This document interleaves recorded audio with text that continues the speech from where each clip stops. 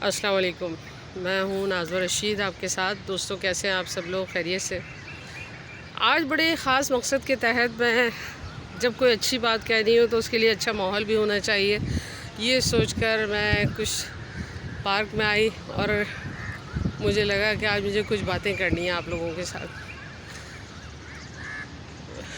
میں ذاتی طور پہ شخصی آزادی کی بڑی قائل ہوں۔ میں کہتی ہوں ہر انسان جب آزاد پیدا ہوا ہے تو اس کو آزاد رہنا چاہیے، اور وہ آزاد کیسے رہے گا؟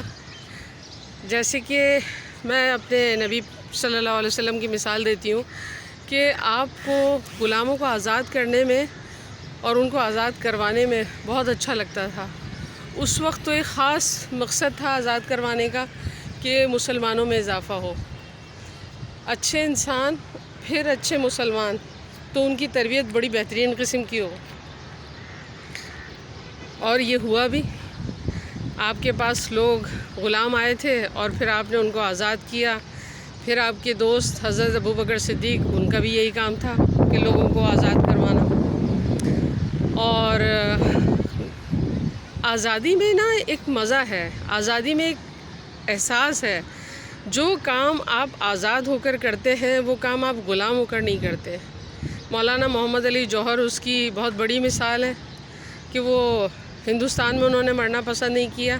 اس آزادی کی قیمت دینی پڑتی ہے۔ آزادی کی بات کر رہی ہوں تو میں ہم انسانوں کے حوالے سے بات کروں گی کہ ہم انسان کیسے کسی کو آزاد کر سکتے ہیں۔ یہ بہت چھوٹی چھوٹی سی مثالیں ہیں لیکن میں آپ کو دینا چاہوں گی۔ آزادی کی مثال بالکل اس طرح سے ہے جیسے کہ آپ کے گھر میں آپ کی اولاد ہے، آپ اسے سمجھا دیں، بجھا دیں، باتیں بتا دیں، یہ تمہارے حق میں اچھا ہے، یہ برا ہے، لیکن یہ کام آپ خود کرنا چاہو گے تو آپ کرو گے، ورنہ میں اس کے لیے آپ کو زور زبردستی نہیں کروں گا یا کروں گی۔ آپ ان کو طریقہ بتا دیں، آپ ان کو رستہ دکھا دیں، اس کے بعد فیصلہ جب وہ آزاد ہو کر کریں گے تو بہت امید ہے کہ وہ آپ کے حق میں ہی فیصلہ دے دیں یا آپ کی بات مان لیں۔ اس کے علاوہ جیسے آپ نے دیکھا ہوگا ہم غلام بنا کے کیا کر رہے ہوتے ہیں۔ میں نے بہت قریب کی مثالیں دوں گی کہ شادی ہونے کے بعد بیوی کو اکثر مرد، بلکہ 90%، 95% مرد غلامی سمجھ لیتے ہیں۔ اس سے سوچنے کا حق سلب کر لیتے ہیں، اس سے بات کرنے کا حق سلب کر لیتے ہیں۔ اسی طرح ساسیں، اسی طرح سسرال والے۔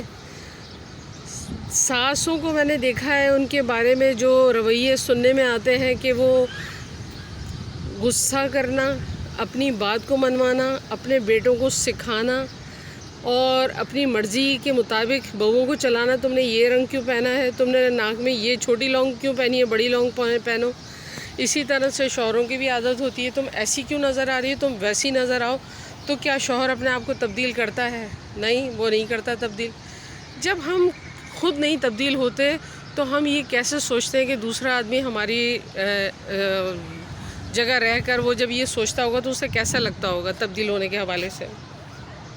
اسی طرح سے ساس اور سسر والی بات تو یہ ہے کہ ایک لڑکیاں ایک مجبوری والی زندگی گزار رہی ہوتی ہیں کہ ان کو لازمی یہ باتیں ماننی ہے۔ لیکن اگر ہم یہ کہیں کہ دوست، یہاں پہ دوستی کا مطلب بڑا عجیب لیا جاتا ہے۔ دوستی کا مطلب ہے کہ تم اپنے سارے راز مجھ پہ افشا کر دو، اپنی ساری باتیں مجھے بتاؤ۔ میں اگر تمہارا ذرا سے کام کر رہا ہوں یا میں نے تمہیں کچھ ادھار دیا ہے یا میں نے تمہیں بزنس کے لیے پیسہ دیا ہے تو پھر تم ساری باتیں میری مانو، اور اگر تم نے میری بات نہیں مانی تو تم اور میں دوست نہیں رہے، ہماری دوستی ختم۔ جب اللہ تعالیٰ نے انسان کو پیدا کیا تھا تو اس کے ماتھے پہ غلام نہیں لکھا ہوا تھا۔ اگر ماتھے پہ اس کے غلام لکھا ہوا ہوتا تو وہ ضرور غلام ہوتا، اس کی سوچیں غلاموں والی ہوتی۔ جب ایسی سوچ غلاموں والی ہے ہی نہیں، یعنی اللہ تعالیٰ نے انسان کو پیدا ایک سوچ والا دیا ہے، تو ہم کسی کو کیسے غلام بنا سکتے ہیں؟ تو میرا آج کا جو موٹیو تھا، اور میں چاہتی تھی کہ اپنے بچوں سے لے کے اپنے دوستوں اور دوستوں سے لے کے بیوی اور شوہر، بیویوں کو بھی دیکھا ہے کہ آپ اس سے رشتہ داری کیوں کر رہے ہیں، بچے اپنی پھوپھی کے گھر نہ جائیں، مرد چاہتے ہیں کہ بچے اپنی خالہ کے گھر نہ جائیں۔ کیا مطلب ہے ان باتوں کا؟ ہم کیوں غلام بنا رہے ہیں؟ اور ہم غلام بنا کے ایک طرح سے ہم کیا کر رہے ہیں، کمیونیکیشن بھی توڑ رہے ہیں ان بچوں کا۔ کہ آپ کو صرف خالہ سے ملنا ہے یا آپ کو صرف پھوپھی سے ملنا ہے. یہ والی سوچ کچھ اچھی سوچ نہیں ہے. اس سوچ کو تبدیل کرنے کی ضرورت ہے. اور اس کی مثال میری ایک فرینڈ ہے، ان کے ہسبینڈ ہیں.